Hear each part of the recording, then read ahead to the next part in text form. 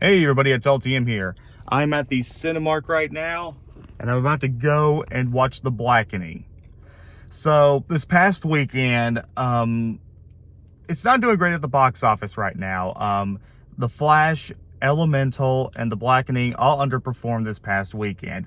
I ended up seeing Flash and Elemental this past weekend. I have not seen this film, and it looks like we're getting a little bit of a break for now as far as movies go. So, I'm going to see The Blackening. I will admit the trailers did look a little underwhelming for this film, though I do like the talent they got involved in this. I mean, it's said from the director of Barbershop and Ride Along and one of the co-writers of Girls Trip. So there is a lot of talent in this film. I don't know much of the celebrities that are in it, but I know the movie has a ton of talent. I love parody films. I love parody films, from Airplane to Austin Powers to Team America to Shaun of the Dead and Hot Fuzz to The Naked Gun to any of the ones from Mel Brooks. I love parody films. And The Blackening, whether this movie is going to be good or bad, I have a really good sense of humor, so I have a really good taste for good comedies. But then again, there's those kind of comedies that exist just to tell jokes and not tell a good story. So, I'm going to go into this film with an open mind. You never know. This movie may not be good, may not be good, may just be average. But I'm going into this with a really big open mind. I haven't read any reviews for anything about this film yet, so I don't know.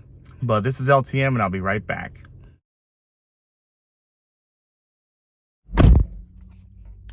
Okay, guys, just got out of The Blackening. I was the only one in that theater. If anybody even asks, I was the only one in that theater.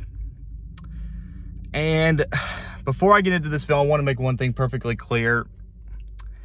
If you find this movie racist, or you don't find this film funny, I totally understand. But for me personally, I have a really dark sense of humor. And buddy, I had a blast with this film. Is it perfect? Not really, but we'll get to the negatives here in a minute. So the movie stars these friends. They've been friends since high school, and they go to this cabin where it's basically where there was a murder, and basically all these people get trapped in this cabin. But there's this board game that they play, and they have to ask questions about movies and stuff, which it gets pretty interesting. There are a lot of movie references in this. And in order to escape, they have to answer all these questions, but in order for them to get out. But one of them gets kidnapped and is owned by the killer. And there's a lot of twisted things in this movie I don't want to spoil if you haven't seen it yet, but let's just say it's pretty twisty and pretty interesting. So I'll go ahead and get the negatives out of the way. Not every joke works. There's some funny moments, but a lot of it is kind of racist and kind of unsettling. I will admit, this has a all black cast, so I kind of expected this to have some stereotypes in this, but a lot of the jokes didn't work. But some of them are pretty funny, but they're usually funny when there's a lot of movie references in them, and I got to give the movie credit for that.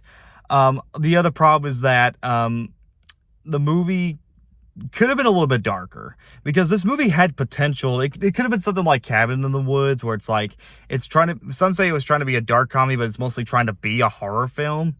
And I would have liked it better if it would have been a little bit darker. But there are some good jump scares in this, just a couple, mostly in the beginning and mostly near the end. With that said, though, this movie has a really great concept. I love the concept of this movie. It's very creative. It reminds me, it's like a mix of Scary Movie mixed with Cabin in the Woods. It's a really creative setup, and the characters are pretty interesting. Now, these are very stupid characters. Their personality, well, maybe not the personalities, but you're not supposed to root for everybody in this film. And you have to really pay attention of what's going on and who the bad guy really is. It's one of those movies. The movie is really funny. Like I said, maybe not every joke works, but there are some good jokes in this.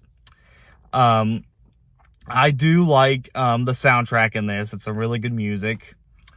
And the twist, I didn't really see it coming. I will admit, I kind of feel bad who actually ends up being the killer, because I actually thought they could have done a better job with the twist. But other than that, though, The Blackening is probably one of the biggest surprises I've seen this year. Like I said, I had an open mind, and it turned out better than I expected. Is it perfect? No. But I do kind of recommend it. If you like movies like Scary Movie, you'll probably end up liking this. And I've seen worse parody films, to be honest. And then again, I have seen better ones. It has a really engaging story. It's got some fun ideas. It's funny. It's got some dark moments as well. I give The Blackening an 8 out of 10. Is it perfect? No. Is it for everybody? No. But I do kind of recommend it if you like good satire movies. Alright guys, that's The Blackening for you. I do have an editorial being supposed to be released sometime this Friday. I know things have been kind of slow lately, but I've been really busy with my job and everything. And I haven't been going through some other stuff as well. So if y'all could just be patient, I will try to release the editorial this Friday. If not, it will probably be on a Saturday if I get it done in time. But other than that, though, this is LTM, and I'll see you guys later.